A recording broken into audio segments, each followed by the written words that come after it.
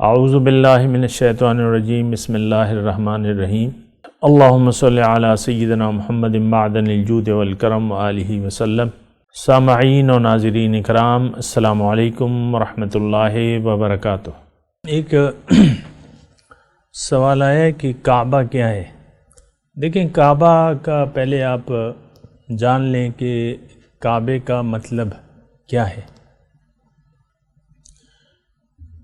کعبہ جو ہے تو یہ آپ کو میں نے ابھی درس میں بھی ابھی کعبے کا مضمون آیا تھا نا، اس میں کہا تھا۔ بہرحال مختصر طور پہ میں کہہ رہا ہوں کہ انسان کی طرف یعنی انسان کی کسی طرف اگر متوجہ نہ ہو تو وہ کوئی بھی کام نہیں کر سکتا، یا کسی طرف اس کا رخ نہ ہو، یا کوئی مقصد نہ ہو، یا اس کے سامنے کوئی جہت نہ ہو تو وہ کام نہیں کر سکتا۔ اللہ تعالیٰ نے ہمیں پیدا کیا ہے اپنے لیے، تو اپنی ذات، اللہ کی ذات کی طرف ہم نے رخ کرنا ہے۔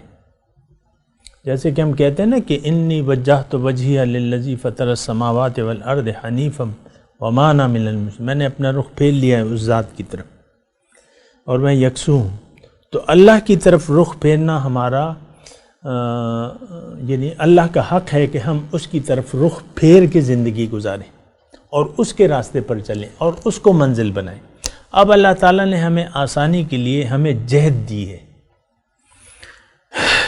یعنی چونکہ ہم یہاں مادیات کے عالم میں ہیں، تو مادیات کے عالم میں اللہ تعالیٰ نے ہمیں ایک مرکز مقرر کر دیا ہے کہ بھئی یہ تم نے اگر رخ پھیرنا ہو اور تو آپ اس مٹی کے گھر کی یہ مجھے مقبول ہے، یہ میرا گھر ہے، بیت اللہ ہے، اس کی طرف تم رخ پھیر لو۔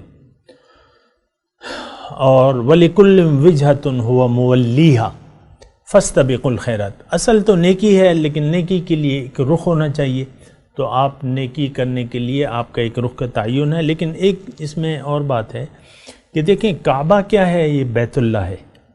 تو اللہ تعالیٰ نے دو انتظام کیے ہیں۔ اصل جو ہے وہ اللہ کی طرف رخ کرنا ہے، لیکن اللہ تعالیٰ نے ہمارا تو اب ظاہر و باطن کا بھی ہے نا مسئلہ۔ ہم یعنی جو نظر آ رہے ہیں ایک وہ ہیں، اور جو ہماری حقیقت ہے وہ الگ ہے، باطن۔ تو باطنی کعبہ ہمارا ہے، اور وہ کون ہے؟ رسول اللہ ہے، اللہ کے رسول۔ اس کی طرف ہم نے رخ پھیرنا ہے، زندگی میں اس کی طرف دیکھنا ہے، رسول کی طرف رخ کرنا ہے، ان کی زندگی اور ان کے اسوہ حسنہ کو اپنے لیے سمجھنا ہے اور اس کی نقش قدم پر چلنا ہے۔ وہ کعبہ حقیقی ہے، وہ کعبہ حقیقی ہے، کیونکہ حضور کی بہرحال اس میں مضمون زیادہ وہ ہے، لیکن میں یہ کہہ رہا ہوں کہ وہ تو یعنی سب سے پہلے اللہ تعالیٰ نے کسے پیدا کیا ہے؟ رسول کے نور کو، اپنے رسول کے نور کو پیدا کیا۔ تو کعبے پہ تو 120 انوار برستے ہیں، اور حضور صلی اللہ علیہ وسلم تو یعنی ان کی پیدائش جو ہے یعنی تخلیق میں، اس کی میں وہ ابھی نہیں کہہ رہا، لیکن یہ ہے کہ جو پہلی تخلیق ہے وہ حضور کے نور کی ہے۔ نور، اللہ کا نور، قد جاءکم من اللہ نور و کتاب مبین، تمہاری طرف اللہ تعالیٰ کی طرف سے نور اور کتاب واضح آیا۔ تو وَأَنزَلْنَا إِلَيْكُمْ نُورًا مُبِينًا، بہرحال یہ تھوڑا سا اختلافی مسئلہ بھی لوگوں نے بنا دیا ہے کہ حضور نور ہیں کہ بشر ہیں، اس کی ہم اختلافات میں نہیں جاتے، لیکن باطنی توجہ کے لیے ہمیں ایک ذات اللہ تعالیٰ نے دی ہے، اور وہ رسول کی ذات ہے۔ اس کی یعنی طرف رخ کر کے ان کے اسوہ حسنہ کو سامنے رکھ کے ہم نے زندگی گزارنی ہے۔ جو وہ کہیں، پھر اللہ تعالیٰ نے حکم دیا ہے کہ ما آتاکم الرسول فخذوہ وما نہاکم عنہ فانتہوا، جو تمہیں رسول دیں اس کو لے لو، جس سے رکیں اس سے رک جاؤ۔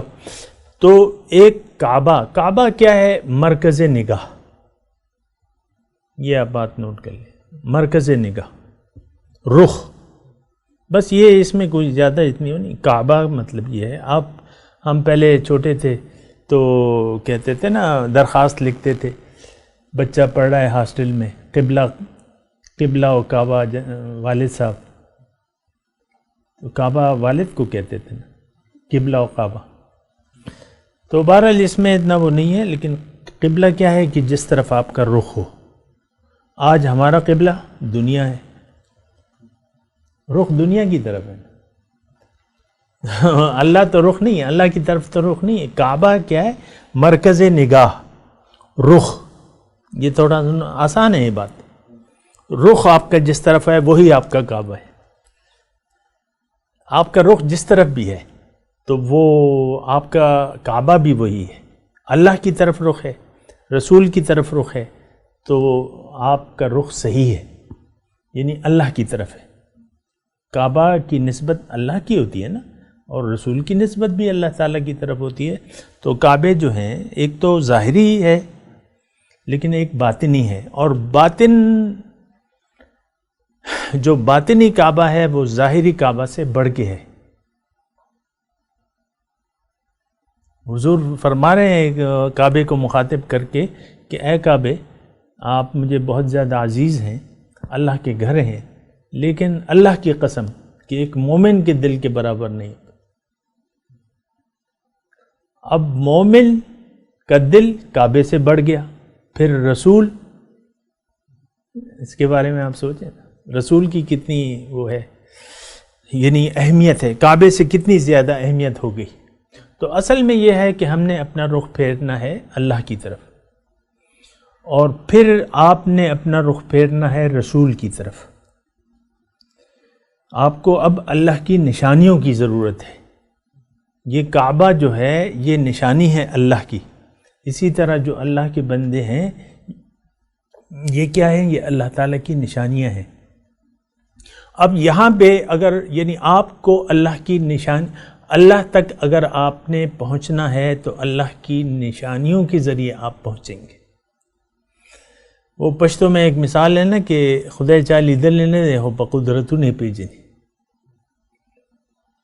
اللہ کو کسی نے، اللہ تو ہمارے ذہن و گمان وراء ورائے.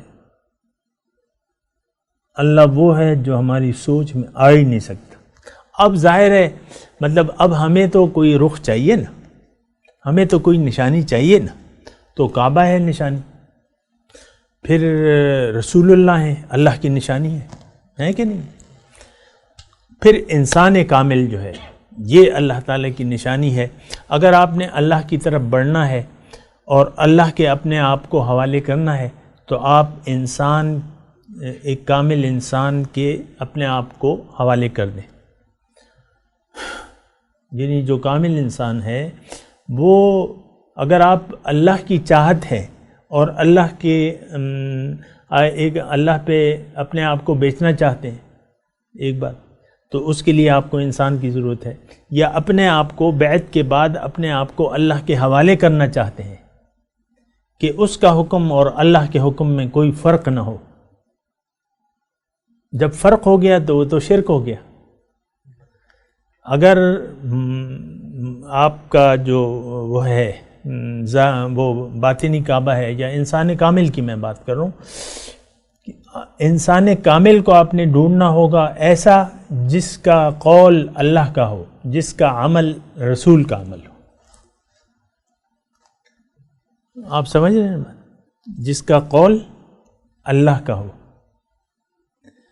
یہ عام اس میں آتا ہے نا کہ بھئی کیا شرائط ہوں گی، یا پیر کامل کی کیا شرائط. اس میں قرآن کا عالم اور عامل، اور پھر وہ اجازت وغیرہ کا ہوتا ہے کہ بھئی وہ کر سکتا ہے، اس کی وہ اجازت ہے کہ نہیں ہے. معزون جس کو پشتو میں کہتے ہیں، معزون اجازت ہے، اجازت یافتہ. ہمارے خلافت کہتے ہیں کہ وہ خلافت، اصل میں خلافت جو ہے اس کی ہمیں ضرورت ہے. انسان خلیفۃ اللہ ہے، اور جو کامل انسان ہے، جو مخصوص انسان ہے، وہ پھر اللہ کے نائب ہوتے ہیں، اللہ کے خلیفہ ہوتے ہیں. ہر انسان میں یہ صلاحیت موجود ہے کہ وہ اللہ کا نائب بن جائے، لیکن جو خاص انسان ہے تو وہ پھر ایسا ہوتا ہے کہ آپ نے ایک انسان کامل کو تلاش کرنا ہے، اور اللہ سے بیعت کرنی ہے تو اس سے بات کریں، اپنے آپ کو حوالے کرنا ہے تو اس کے حوالے کریں، اور آپ یعنی وہ کہا یہ جاتا ہے کہ یعنی جو مرشد ہوتا ہے، مرید یعنی مرید ایسا ہونا چاہیے کہ اپنے آپ کو اس کا مال بنا دے، اپنی مال و جان اس کے حوالے کر دے، اس کو اپنے اختیار میں دے دے،